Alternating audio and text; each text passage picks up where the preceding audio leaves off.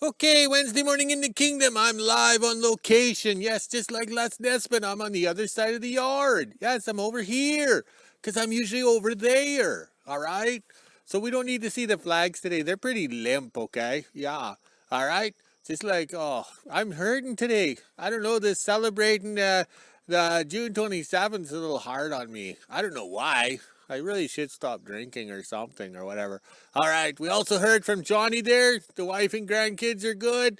He's still working away, delivering the freight and everything. So he's staying put. Everybody else is evacuated from Grief Rapids. Yes. But yesterday there was hardly any wind, and then it was overcast, and they got a little drizzly rain. And we got some rain last night too. So that worked out good, which is good. If there was windy yesterday, the community of Grief Rapids would be kissed goodbye. It'd be just burnt. But that's the government. On July 1st, we pay more taxes on carbon. So when we gas up our vehicle, we pay a carbon tax. Yes, this is Canada where we're taxed to death. Yes. Okay. So then we're paying a carbon tax because we're polluting. We're driving our car to work to earn a wage to pay taxes. All right. So the countries around the world should sue Canada for all this fire smoke, okay? Yeah. Oh, I can hear Dick. I wonder if I should turn so the camera can view. All right, let's turn. We'll include Dick. Where is he? It's kind of hard to see on a little screen with the glare. Oh, I don't know where he is.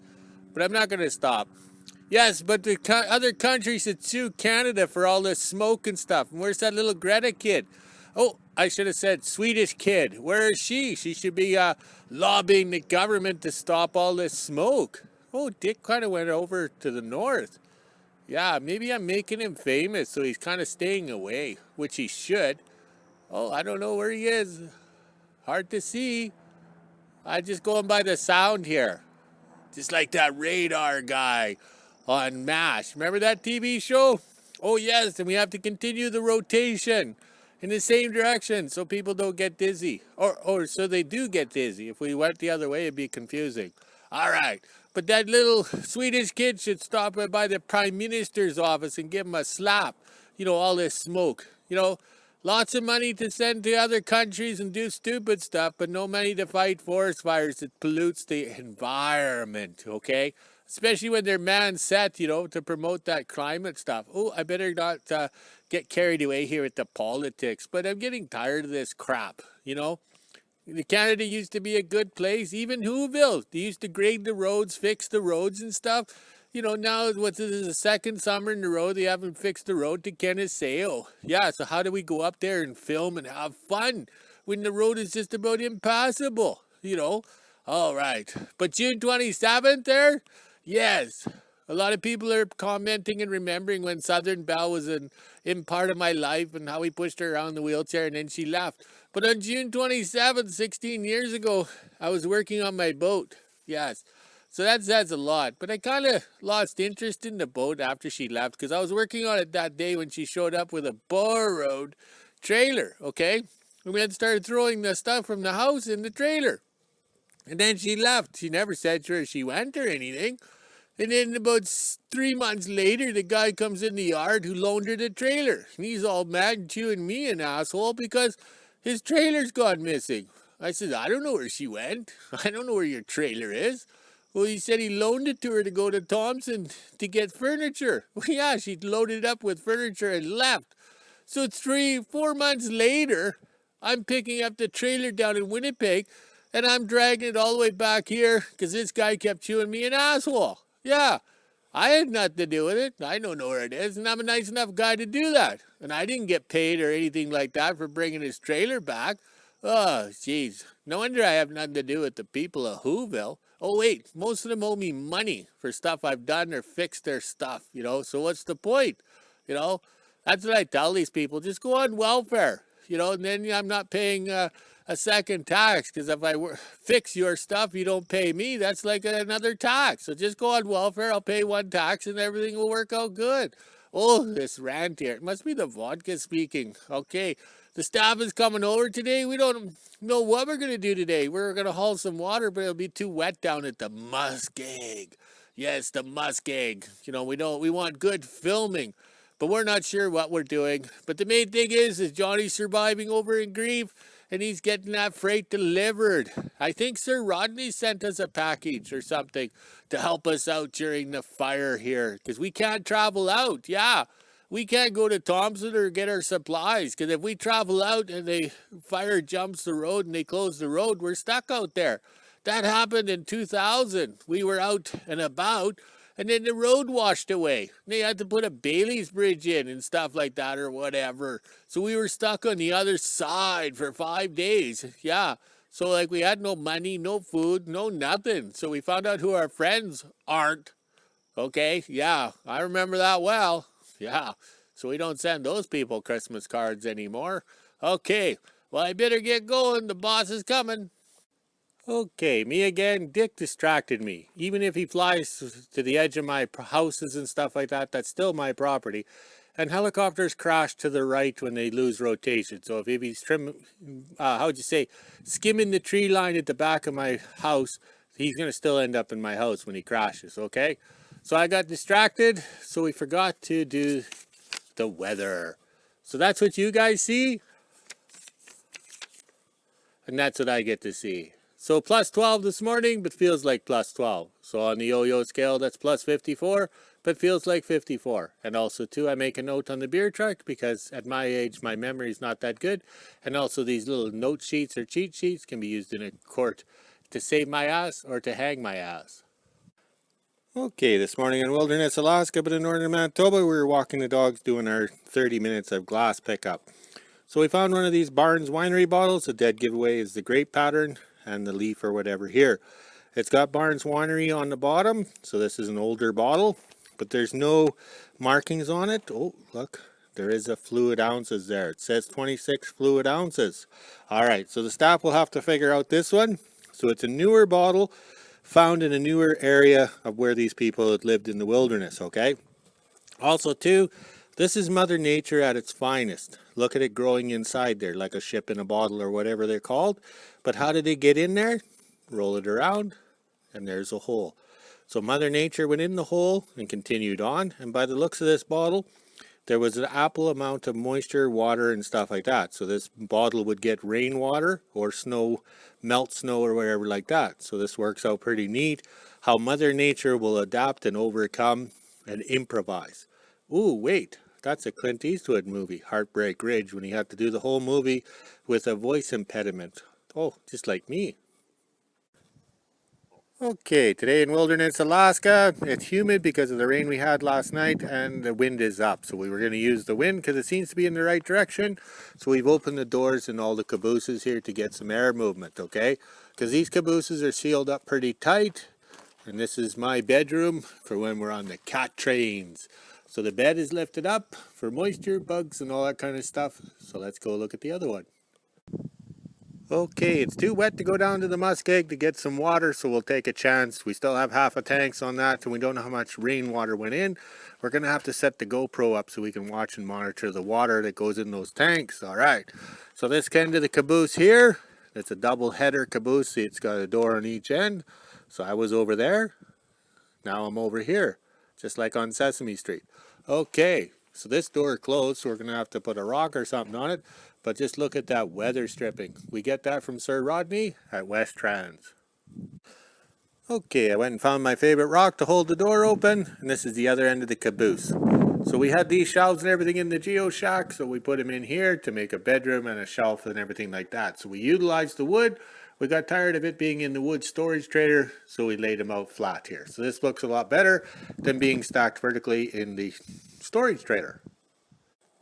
Okay, this is caboose number 2, and the back end of this caboose is the recording studio. So I was going to change over my books on Amazon to Audible books or to rent out the caboose to other people that want to turn their books into Audible. But Dick has ruined that. So how do you encourage people to come north? Okay, I'll turn the camera sideways here. Oh, it's going to work. All right. So how do you encourage people to come north to record and stuff like that? So we used anything we had for sound density. Yes, those are old mattresses, okay? And Zena's little blanket there, so it worked out good. But also, too, how do you rent out a recording studio to people in the south when you got a helicopter that flies over at a low altitude and ruins it? So it's only Whoville's loss. So instead of having people from around the world come and enjoy the wilderness and walk on the dog trails to enjoy the north, now they can't. So that's what I said. Only Whoville would, how would you say, not better themselves. Okay, this is the other end of the recording studio, and it's set up with bunk beds and stuff like that. So if a person come from the south and want to record their books or do audio, okay, recordings, you'd be staying in here. But this is air conditioned. Okay, see it there? All right, so there's holes in the wall because when you're recording, you can't have noise. So we have fans on the floor here and vent tubing and stuff to circulate the air. So the noise and everything would be in here. We stripped out all the bedding and the sound deadening stuff. Okay, so that's the Whoville's loss, not being able to have authors come to the end of the world to enjoy nature and stuff like that and then record their books or record anything because Dick is an asshole and ruins everything. So there's always a dick in a crowd. Okay, the original caboose that we started with back in the day, and it was all rotten and everything, and we restored it. I think we've fixed it up twice now. All right, so we keep this back panel here because those are bear scratch marks, okay? So a bear would scratch along here and stuff like that. So that gives you the chilly willies when you're inside the caboose and there's a bear outside, how would you say, scratching on it. So we could do the camping in it, okay? The staff was potty trained in this caboose. Yes, we were down at the logging site 60 miles south of here, and the staff learned how to be potty trained because she ran out of diapers and that was it. And there is no more diapers because we have no way of getting her diapers. So she went to bed that night with her last diaper, and in the morning she was potty trained. It was quite simple. Okay, so when they were cat training, there was 6 people in here, 2 guys driving the cat, 2 guys sleeping, and then you have your foreman and your cook. So everything was done in here. So they were hot bunking, and we've kept it all original to the way it is. Okay, so I'll walk in here. So we're airing this out. Okay, these windows don't open because it's wintertime only use, but it has the escape hatch up here. So when it falls through the ice, you open the hatch and get going, or you open the hatch for ventilation. So we got the wood stove go here, so that's worked out pretty good. That's all recycled steel we built, and the propane hot plate. Okay, so back in the day, they would have a wood stove and a water barrel and stuff like that. So we put in a propane heater right here, but nobody can afford propane anymore. So history repeats itself. Bye-bye propane, hello wood stove. Isn't that unreal? But that's the new world we live in. We can't afford propane, you can't afford anything because they're forcing too many rules and regulations and everything on you. So this is a lot of history here in this winter freighting caboose, and we've spent a lot of time in it and enjoy it. And of course, like all wood stoves or all small cabins, you go to bed, it's nice and warm and too hot, and you wake up, you're a frozen popsicle. And also too, with the advent of being modern, we have battery powered fans, okay? So that circulates the heat, because when you get out of bed or stand up from sitting down, the heat is all up here and your feet are cold. So having that battery powered fan that lasts forever keeps the air movement. All right, the staff is showing up after lunch, so I better go get ready so when she arrives we're in full production, because yesterday we didn't do anything. Oh well, yes we did, we finished a couple of bottles. Oh well. After lunch here in the kingdom, getting ready to organize van trailers. A little windy here. After lunch here in the kingdom, getting ready to sort out van trailers. A little windy here today. Way too hot, feels like there's a storm coming. Let's get this done before the storm rolls in. Okay, one of the joys of living in wilderness Alaska, but in northern Manitoba in the winter months, we toss everything just inside these van trailers. So today is not too hot of a day, so we can be inside the van trailer and not roast to death. I don't know how people can live in the south because these things get so hot in here. But then again, we'll be in here at minus 45 working away or gathering parts. All right. Okay, I climbed up in the van trailer. So we don't need oily, greasy motors in here with this van trailer. This is a van trailer that's all clean. So we're going to get rid of this crap today and get the promo bike ready for July 1st and July 4th. We have to show it up off and maybe polish the chrome. But also too, we got to get this stuff organized. Living at the end of the world and doing scrap metal most of my life, I still can't throw stuff away. So we gather up all this aluminum stuff and we'll haul it south and then cash it in and have a good steak dinner, hopefully with Sir Rodney from West Trans. And the other day a fellow asked me about these license plates and we tried to explain. So today we got lucky and we found the plate, okay, the cover plate. So look at that here. All right, I'm going to switch hands to try and explain. So see the little tab? There's the tab. Fits in the little hole like so. There. Now this plate is now good for 1963. So that's how it was done. Okay, so now we save this plate here, the year tag, and we'll add it to the collection up on the deck of the house. Okay, since the 46 Chevy 3-ton gave up its 78 Chevy square body motor back in March, I think it was, we yanked it out in a fit of rage when the V12 didn't cooperate. So we throw it in, toss the motor into Lin number 2. So now we got to find a motor for the 46 Chevy because we spent a lot of money on this truck to go nowhere, just like a mistress. Here we are getting ready to lift this engine up to give her a good pressure wash before it goes into the hose shack on the engine stand.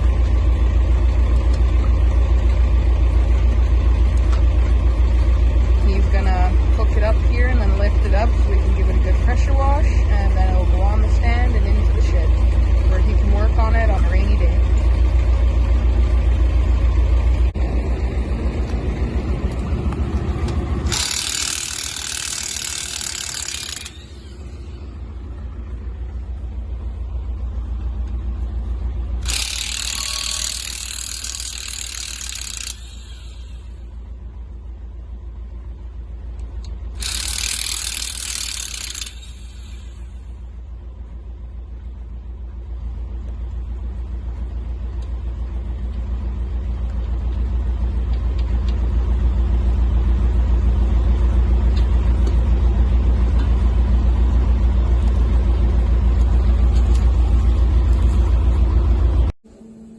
Wednesday afternoon here in the kingdom, we're washing that motor with the water that we caught off the roof here. Flows into this tank, gets dropped down to the bottom, and then we put a pump in the hole there. And then it gets run all the way through this garden hose, all the way that way, and into the shed there. And then we also have one that comes down here as well, so we can attach a hose on for emergencies. And then I'll go around to the other side and show you what that side looks like. Wednesday afternoon here in the kingdom, and we're pressure washing the engine before it goes on the stand and into the shed. This water you see coming out of the pressure washer is the rainwater that we caught and is in the tank behind the shed here. Alrighty, I better go help him before he sprays me.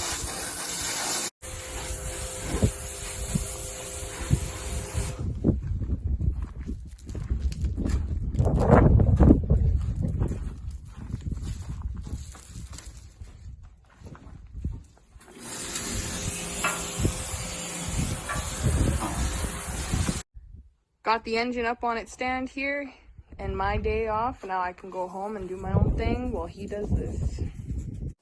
Okay, the staff did the video on how it takes to pressure wash at the end of the world. Remember, we have no resale value on our property up here, so if it takes us a half an hour or whatever to get the pressure washer up and going and everything for the summer, we're good to go. Okay, the 305 with its lame-ass cam, it was in the 41 Chevy 4x4, okay? I'll go in the container here, the hose shack. Okay, this thing ran like crap and everything, but it started. That's the main thing. It started. So we cannot give up on this motor because it's a starter, it's a runner, no matter how bad it is. It's like these people that don't give up, no matter how bad their life turns out or anything like that, So that's why we're not going to give up on this 305. So I just pressure washed it, so now we got to pop it apart to see what it looks like on the inside. Also to chase the water out too. Okay, it took a little longer to get it apart than I thought, okay. But look at here. This is a surprise. It's actually got some tension to it. Yeah, I figured it'd be a worn out sloppy mess, okay. The only problem I had was getting the lifters out, but basically it worked out. The toughest ones to get out was the cylinders that it wasn't firing on. Like they were opening and closing, but very weak. So I'm very pleased that this is coming apart. It doesn't look that bad, okay. I'm using the still camera, the other camera, the Canon Power Shot, to take pictures as I go along, but I'm very pleased with this motor. So it's definitely the camshaft is flattened out, or whatever they call it. Especially when the lifters won't come out the holes, you know everything is flat. Okay, just like we figured, it's a 305 and the camshaft's gone.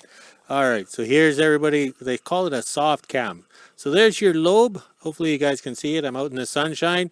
And then you want this here not worn off because it's lifting up, right? Okay, look at back here. Look at that. There's no lobes. Yeah, they're smooth. Yeah, and same as over here. So there's quite a few of them. So we're all smiles, okay? But we knew that. We took the heads off the motor to prove, like, we know nothing of this motor because it came out of a junker. So we took the heads off to know that the valves are good, everything's good, but we confirmed it's the camshaft. Now I'll go to Rock Auto, check out what the prices are, and then save my empty beer cans to buy an RV cam. Wednesday afternoon here in the kingdom, and I just wanted to do a quick little check on my potato bin. Looks like we got a lot poking out here. Never grew potatoes before in my life, but we're trying. Especially up in the north here, things grow funny. End of the day here in WHO-ville. Let my plants out to get some sun and some fresh air. Time to go drink some beer. Okay, we're done for the day. We're going to go in the house, look at Rock Auto, pick out a camshaft. We got the screaming Ford moved up here so we can haul some water, in theory. We've been saying that for a while now. To scroll around, look at the flags. There's hardly any wind, which is good for the fires surrounding WHO-ville and Grief Rapids. Yes, if the wind kept up, we can kiss these towns goodbye. All right, let's go walk the dogs, drink some beer, make a video, and we'll talk to you guys later.